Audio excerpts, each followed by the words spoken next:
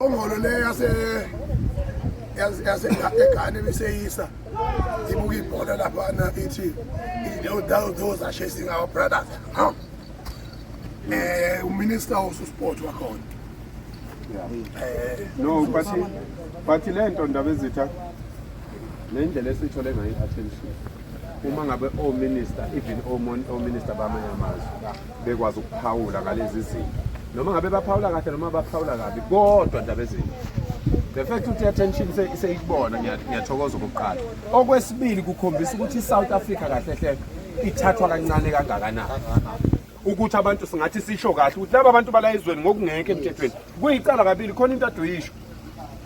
Khona into aduyisho nje ndaba ezethu ukuthi kuyicala ukuphuma ezweni lakho. Izwe lakho lingakwazi ukuthi uyephi. Ufike kwelinye izwe wenza amacala. Ubeka i-image kubizwa ngokuthi uhlambalaza izwe ukuthi ngiyokhathi disrepute. Ukuthi usuka la wena uyomela izwe lakho kabi. Amacala awuju.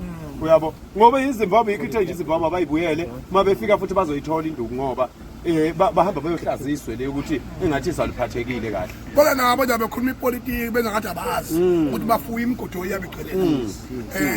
They must correct their capacity. Nengane ngamgabe impela yadijimeza umuntu ngesibhamu lapha iyazi kahle ukuthi amaphela. Yamnumdubule ekolo idla kwama drugs ingeke emthethweni kwayona. Ingeke emthethweni nesibhamu sakho. Kodwa mana uhulumeni weqisa amehlo hayi ukuthi abafana bakithi.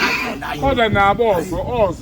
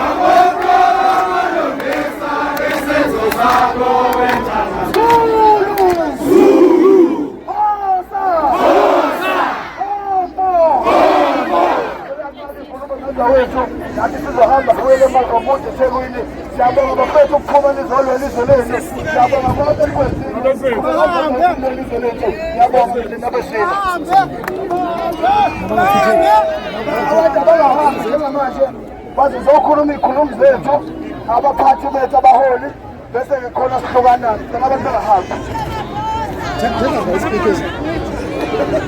Mandla wethu inamhlanje khona abuye izwe lethu bahlali mathandazwe uhazola lo provincial organizer weMathemat sizile apha kulomeya usi-undermine nako miyasipota instead of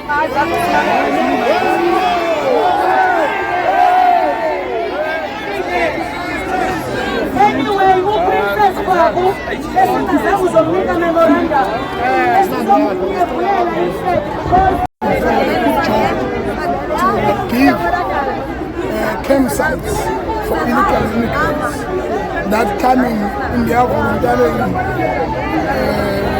attitude so that they can go in peace. Because when you provoke people, you can't call that a violence. When you are provocationally, you must expect a response. On the 30th, there will be no provocational measures. All we want is peace. And our government should listen to us. And we are demanding the president that must pay attention, not do the same mistake that he has done in 2021 when he says that this is an ethnic mobilization. As a more material attire, that does not mean hate from Tonga, Venda, people. It means I'm proud of who I am.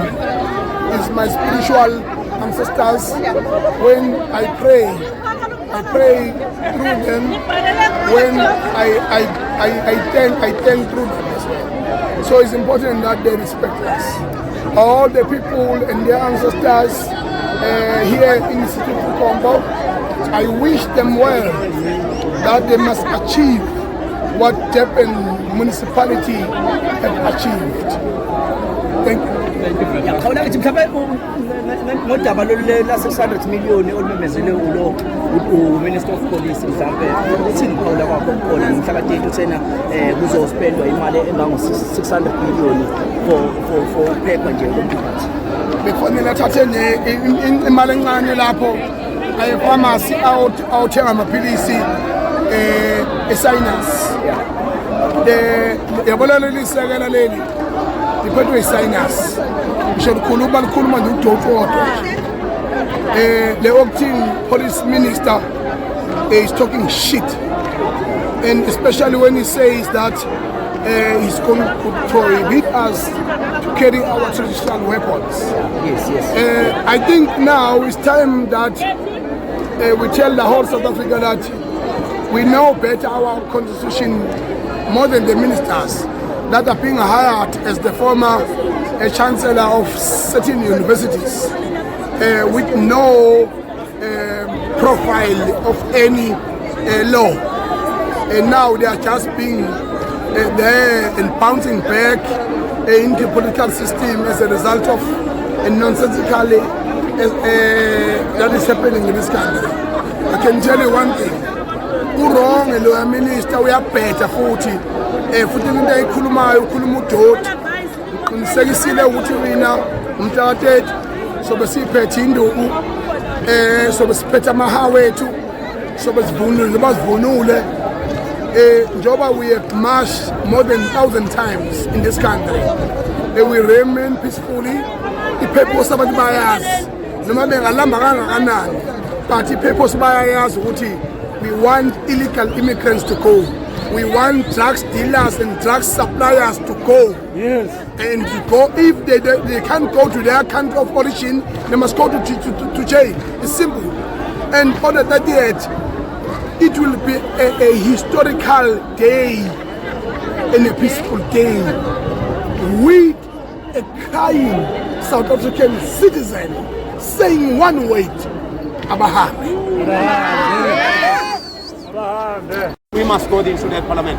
That's why non-political people must be in positions in parliament. That's why in South Africa there must be one party for South Africans that is going to collect everyone that is disgusted with this government, and then we go to parliament. But don't bring your previous attitude from your political party, because we will still be the same as them. Hlakaniphan man shit. Hlakaniphan mfana nami. Iphume kulezi zinto lezi. Uma ngabe sifuna ukulungisa izwe, sidinga ukwenza ngendlela ehlukile nendlela besenza ngayo kuma political parties ethu. We need to stand up and charge something. We need to stand up and say this needs to be fixed. Abantu bokufika webafethu bayahamba. Bayahamba.